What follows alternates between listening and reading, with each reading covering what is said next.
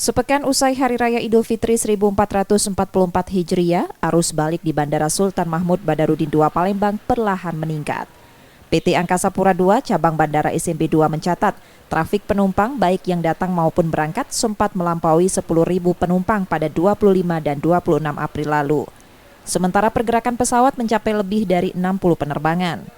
Pengelola bandara memperkirakan peningkatan serupa akan terjadi lagi pada akhir pekan ini, yakni pada 29 dan 30 April serta 1 Mei 2023.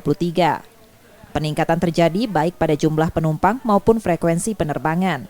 Bahkan dua maskapai Lion Air dan Citylink telah mengajukan 5 extra flight atau penerbangan tambahan untuk rute Cengkareng dan Batam.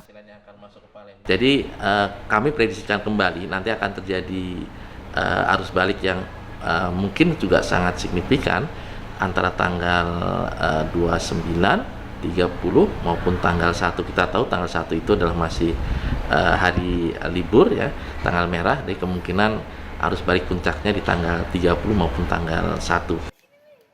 Sebagian pemudik memilih berpergian sebelum akhir pekan menghindari puncak arus balik.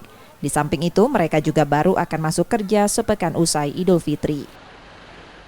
Oh enggak, karena saya emang kerjanya baru mulainya nanti minggu depan. Gimana Mbak suasana arus mudik yang Mbak rasakan lebaran tahun ini Mbak? Enggak terlalu padat sih, karena saya emang milihnya bukan pada saat peak season ya, enggak pada saat waktu yang terlalu ramai, jadi enggak. Secara umum, arus penumpang di Bandar SMP 2 pada musim mudik tahun ini meningkat sebesar 25% dari tahun lalu. Begitu pula pergerakan pesawat meningkat 18%. Emreski Normizan, Kompas TV, Palembang, Sumatera Selatan.